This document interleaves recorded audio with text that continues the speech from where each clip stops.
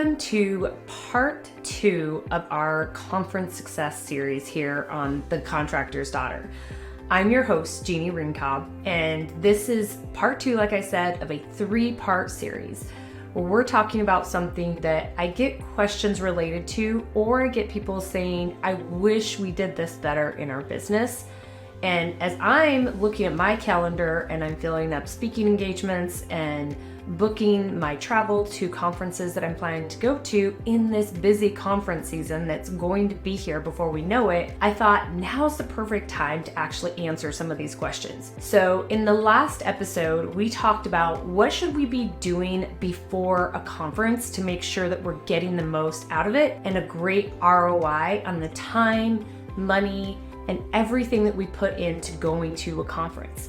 Whether we're an exhibitor, whether we're speaking, whether we're just attending, we're there for education, we're there for networking, no matter what you go for, we need to be thinking about what do we do preparing for this conference, what do we do at this conference, and what do we do after this conference. And if we can have some processes and systems and tools to help us during each one of these phases, and we're strategically intentional about what we're going to do during that time, it can be incredible how you can magnify your ROI. I would say you can easily 10x the return on investment than what you're used to getting from going to a conference, no matter what your objectives are. So if you didn't catch last week's episode, make sure that you're not only subscribed to the podcast, but that you go back and you listen to that episode. We are also going to be offering, because I know a lot of people want to talk about things in more detail, they want to troubleshoot hot seat things like their elevator pitches, how to set up a booth, how to be really unique, what kind of content to prepare.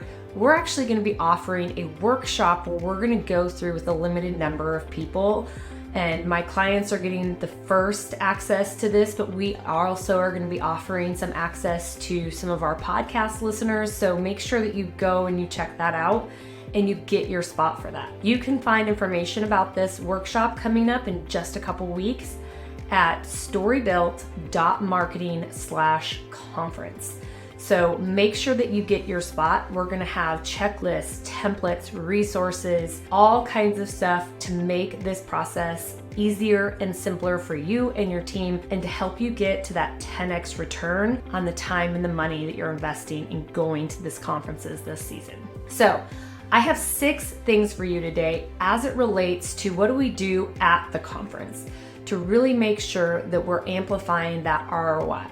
And when we're there, we're networking, we're having fun, we're getting out and we're staying out maybe too late sometimes. We're also getting up early to man the booth or catch an educational event, whatever that is. So it's a lot and it's exhausting. So if we have a couple things top of mind, we've done the prep work that we talked about in the last episode.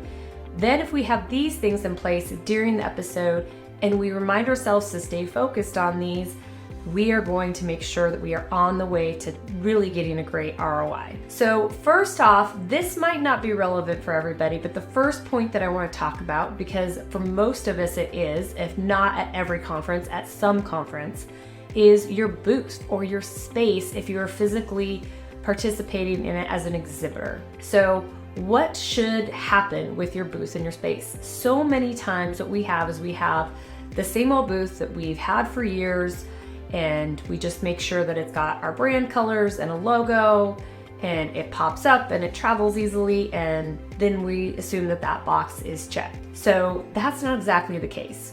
There's 3 things that I want you to think about, and this is a litmus test that I use for strategy, for tactics, for marketing content, for websites, for everything that we do, for even job descriptions, and thinking about how we approach workforce and recruitment and retention. And it's a litmus test that deals with 3 points.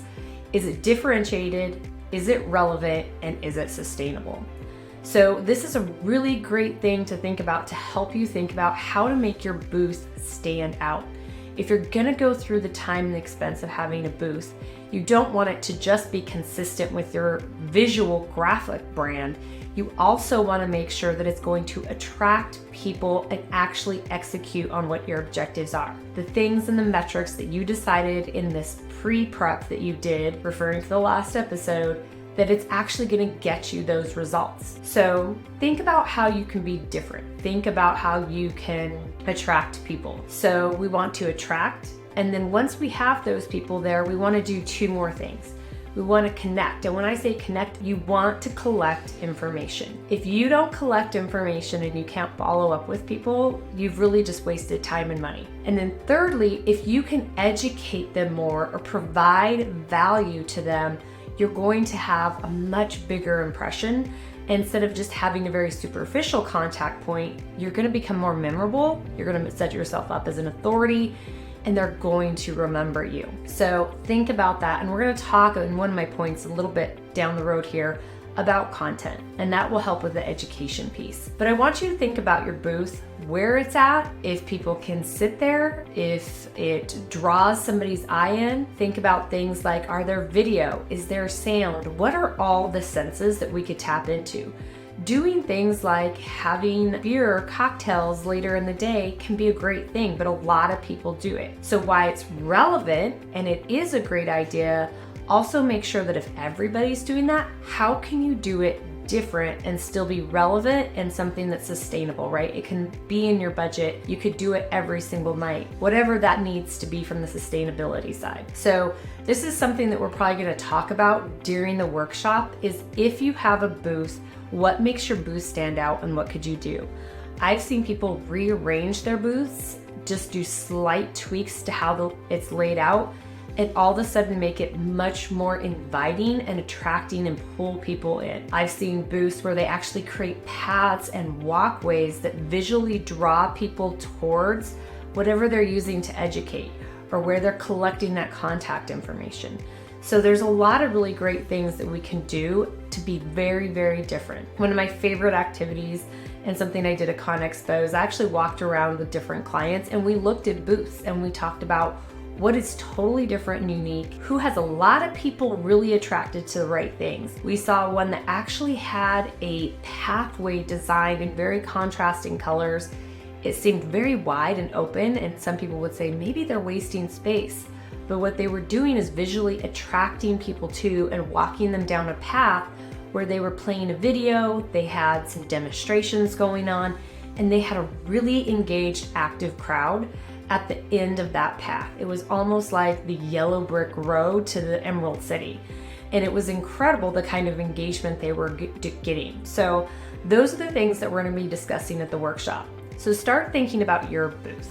Now let's move on to number 2. And it's an extension of that because we talked about how can we educate.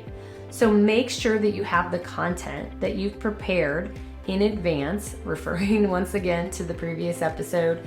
Make sure you have it there and that you're using it, whether it's playing on a video, whether it's something people can engage with on computers or devices or iPads, actually there at your booth, whether it's just talking points that you've established for your sales team or your marketing team that's there, whether it's QR codes that are going to send people somewhere. One of the things I like to see, because people can be really overwhelmed, is using really effective infographics that address the specific pain points that you know people want to talk about. What do people ask you about all the time? Or what is something that you know that your sales team comes up against, that if you could cover that in a really great visual graphic, that it would really make them more interested in taking an even deeper dive into what you can educate them on. So if you're familiar with the Google study 7-11-4, it means we basically need to have 7 different forms of hours of content, 11 touch points in 4 different locations. And once we've actually accomplished that, that's when somebody is willing to take the next step with us and really look at possibly converting. And if you think about that, it seems overwhelming, but a conference is a really great way to first off get in that unique location touch point to give them quite a bit of hours to consume, or at least knock out 30, 40, even an hour, depending on the types of events, the booth and how engaging it is, how your sales team is interacting.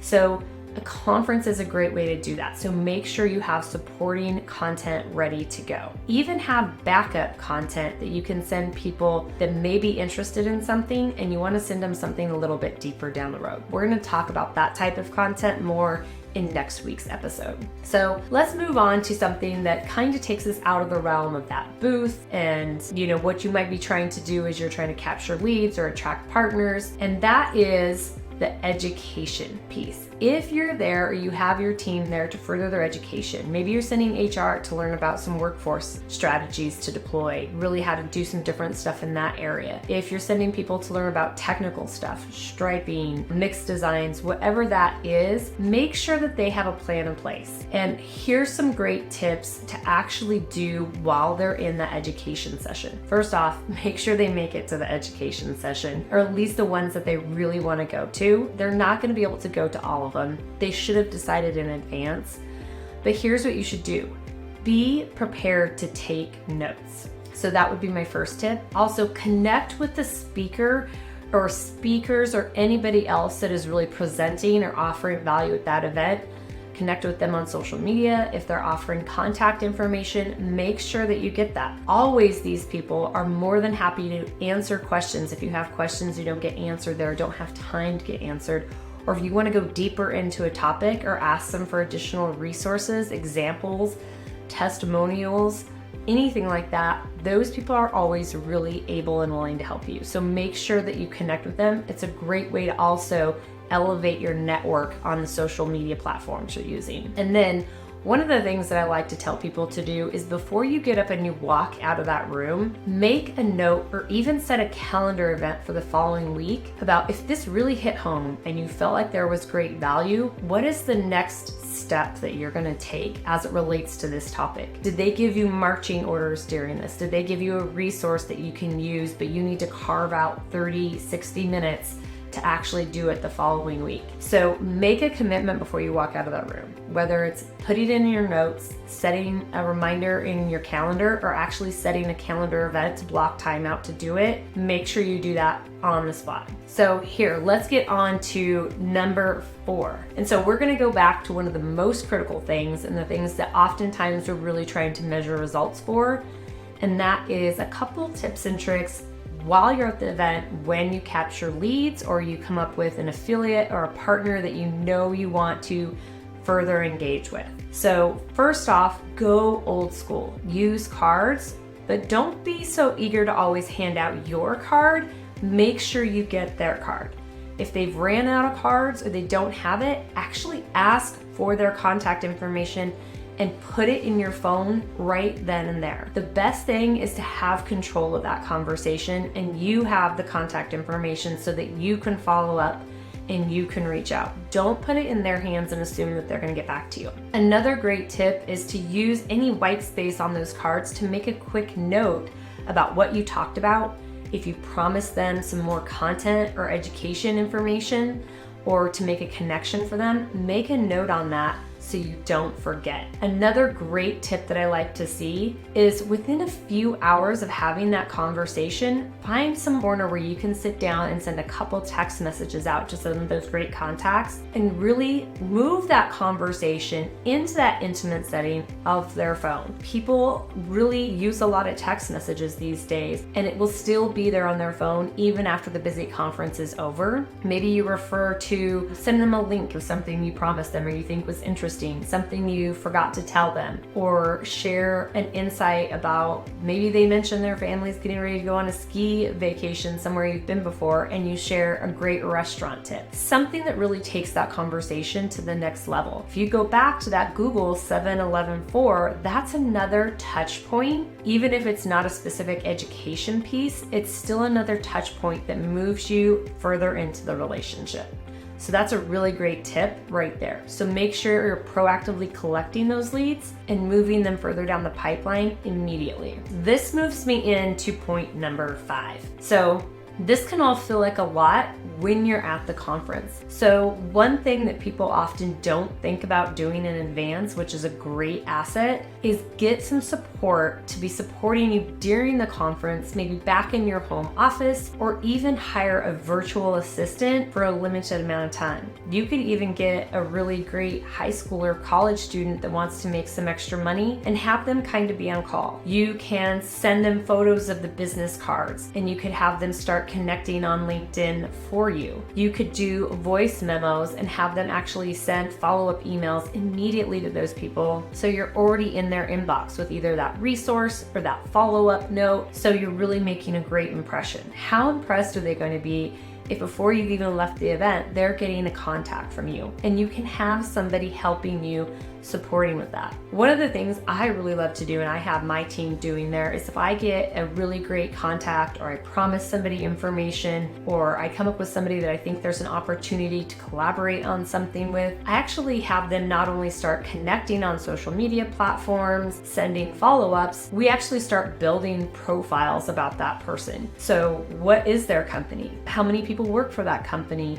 Who are their customers? Where did they go to school? What does their family look like? What do they like to do? We like to start capturing all that information immediately. So by the time I get home, we already have a wealth of information to be entering into our pipeline, to be using to add value to them, and determining which resources might we be able to share, who could we connect them with in our network, all of those things. So consider having somebody there to support you on the backside. Let's dive into our last tip, and this is one that we're probably going to get into pretty thoroughly during the workshop, as well as I have an additional resource for you on this one. And you're probably wondering, how come we haven't talked about the all-important elevator pitch? We all love it, we all hate it. So it feels icky, but yet in our culture, everybody wants to know, what do you do?